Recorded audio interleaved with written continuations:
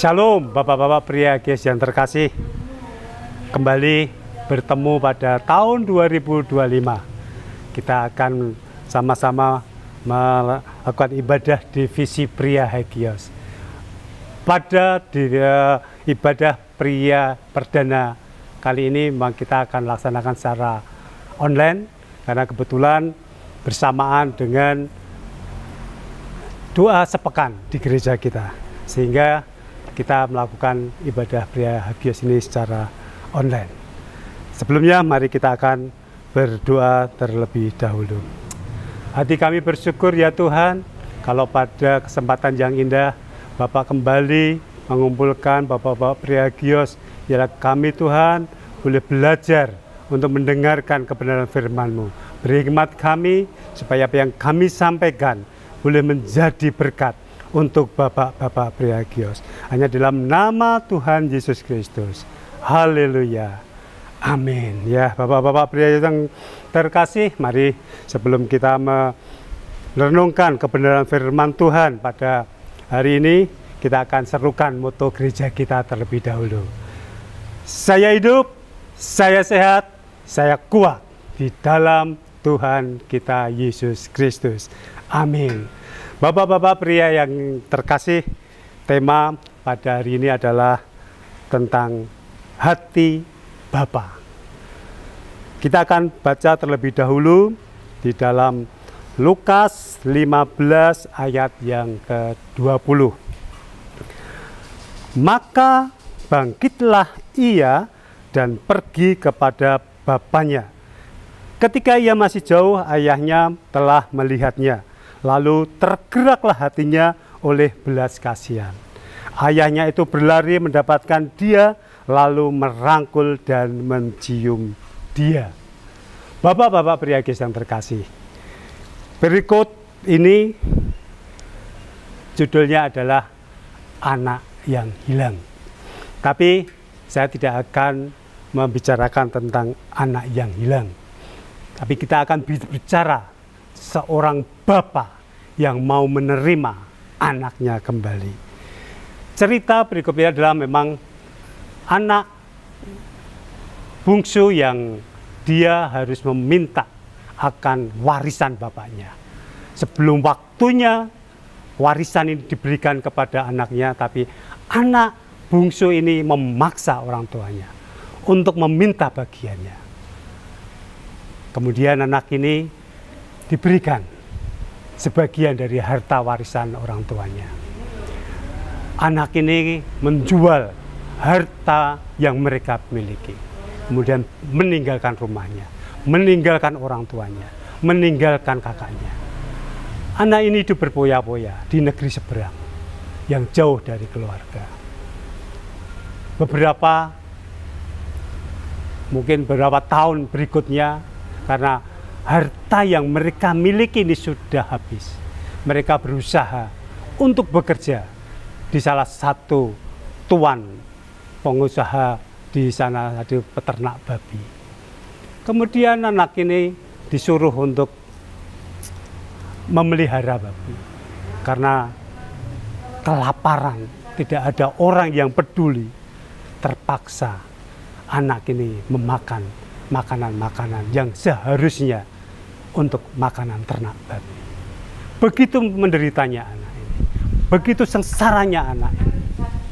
Sementara orang tua di rumahnya, mereka punya harta yang berlimpah-limpah, punya karyawan yang banyak, dan karyawan-karyawan itu tidak kelaparan. Karyawan-karyawan yang membantu orang tuanya ini berlimpah-limpah dengan makanan. Tapi anak ini hampir mati kelaparan. Akhirnya anak ini memutuskan untuk kembali ke bapaknya. Anak yang berani memutuskan untuk kembali ke orang tuanya dengan segala risiko konsekuensi yang dia miliki. Tapi anak ini punya keberanian, memutuskan untuk berani ke rumah orang tuanya. Ya, Bapak-bapak pria Hagios, ini cerita singkat yang dilakukan bahwa bagaimana hati seorang Bapa. Dan Bapa ini karena punya hati yang mengasihi, punya hati yang mengampuni, mereka tetap menerima anaknya. Mereka mau menerima keberadaan anaknya yang sudah lama mereka tinggalkan. Dan apa yang terjadi? Justru anak ini disambut dengan pesta pora sama orang tuanya. Apa ini buktinya? Bahwa orang tua ini bisa menerima apa adanya. Dia menerima apa yang anak ini sudah mulai rasakan kehilangan. Tapi Bapak, dia punya hati yang penuh mengampuni. Bahkan kakaknya, mereka punya kecemburuan. Kakaknya yang setiap hari menemani bapaknya, dia tidak pernah dipestakan. Mereka protes sama bapaknya. Kenapa adiknya yang menghilang, kemudian mereka dipestakan setelah dia pulang? Karena ini rasa hati Bapak yang merasa sukacita besar. Sudah merasa anaknya kembali ke rumah bapaknya. Bapak Piraeus yang terkasih, ada beberapa hal yang akan kita pelajari di sini tentang hati Bapa. Kita punya Bapa di surga. Dia punya hati yang begitu besar di dalam kehidupan kita semua. Ada beberapa karakter hati Bapa kita di surga. Yang pertama, bahwa hati Bapa kita memiliki hati yang murah hati. Yang kedua, Bapa kita di surga memiliki hati yang mengasihi kita semua. Yang ketiga, hati Bapa adalah penuh dengan pengampunan. Yang keempat, hati Bapa memiliki hati dan mereka bisa memberikan keteladanan di dalam kehidupan mereka. Yang kelima, hati Bapa yang mengetahui kebutuhan anak-anaknya, yang tahu kebutuhan kita itu seperti apa. Bapa kita mengetahui, dan Bapa punya hati yang mempunyai hubungan yang kekal di dalam kehidupan antara Bapa dan anaknya. Ini sifat-sifat hati Bapa. Sehingga Bapak-bapak Prihagios, bagaimana supaya kita bisa memiliki hati seperti hati Bapa kita yang ada di surga. Yang berikutnya, kalau kita sudah tahu karakter hati Bapa kita di surga, lalu bagaimana supaya kita dapat melakukan seperti hati Bapa kita di surga. Bapak-bapak Prihagios yang terkasih, kita harus belajar bagaimana kita bisa memiliki hati seperti hati Bapa. Ada 3 langkah yang harus kita lakukan. Yang pertama, kita harus berdoa. Supaya apa? Biar Tuhan memampukan kita. Tuhan bisa memberikan kekuatan di dalam kehidupan kita. Supaya kita bisa melakukan sifat-sifat hati Bapa dalam kehidupan kita. Kita akan baca di Yeremia 33 ayat yang ketiga. Demikian firman Tuhan. Berserulah kepadaku, maka aku akan menjawab engkau dan akan memberitahukan kepadamu hal-hal yang besar dan yang tidak terpahami, yakni hal-hal yang tidak kau ketahui. Kalau kita berdoa, Tuhan akan memampukan kita. Yang awalnya kita tidak bisa, pasti akan menjadi bisa. Yang awalnya kita tidak berani ngomong dengan seseorang, kita akan berani menyampaikan sesuatu. Yang kita tidak bisa memberi contoh teladan dalam kehidupan kita, Tuhan akan memampukan kita. Dan kita akan bisa memberikan contoh di dalam kehidupan kita. Yang pertama, kita harus berdoa. Yang kedua, belajar kebenaran firman Tuhan. Kenapa kita harus belajar kebenaran firman Tuhan? Karena firman Tuhan adalah sumber dari kehidupan kita. Firman Tuhan adalah referensi di dalam kehidupan kita. Kita akan baca di dalam 2 Timotius 3 ayat yang ke-16. Demikian firman Tuhan. Segala tulisan yang diilhamkan Allah memang bermanfaat untuk mengajar, untuk menyatakan kesalahan, untuk memperbaiki kelakuan, dan untuk mendidik dalam kebenaran. Ini sudah dituliskan di dalam kebenaran firman Tuhan, bahwa firman Tuhan itu kita pakai untuk mengajar. Firman Tuhan itu kita akan menyatakan kesalahan-kesalahan kita, untuk memperbaiki kelakuan kita, dan untuk mendidik orang-orang dalam kebenaran. Firman Tuhan, Alkitab, sumber dari segala sumber, referensi dari segala referensi dalam kehidupan kita, sehingga kita harus belajar tentang firman Tuhan. Yang ketiga, mempraktekkan di dalam kehidupan kita.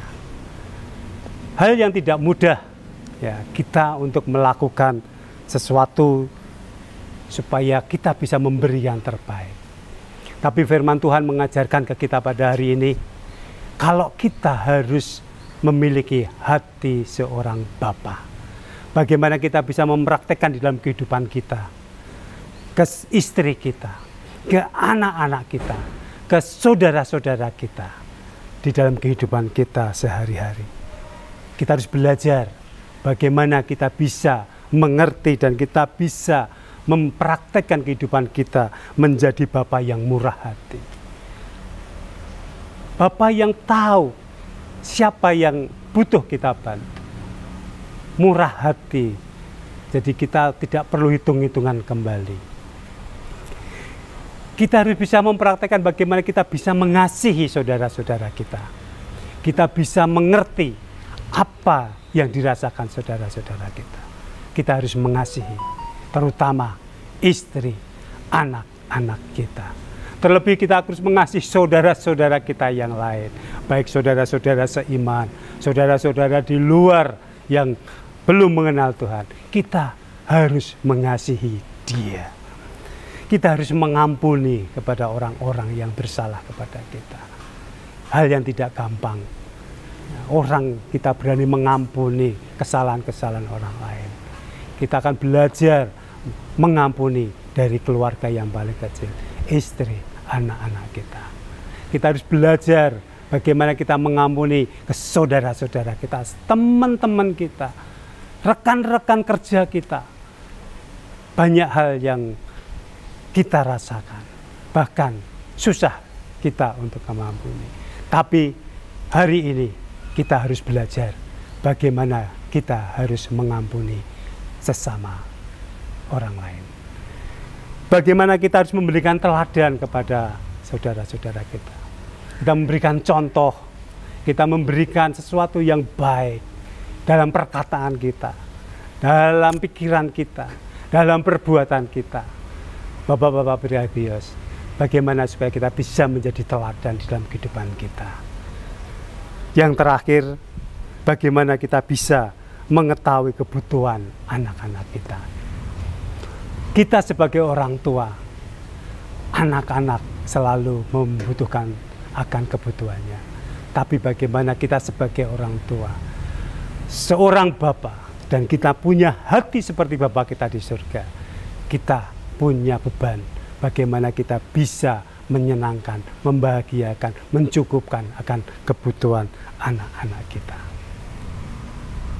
Itu Bapak-bapak Priagios, bagaimana kita harus bisa mempraktekkan dalam kehidupan kita. Hal yang tidak mudah, dan kita harus selalu belajar, dan belajar. Bagaimana hati Bapa di dalam kehidupan Bapa di surga untuk kita, dan kita harus kembalikan ke saudara-saudara kita, anak istri kita, saudara-saudara kita.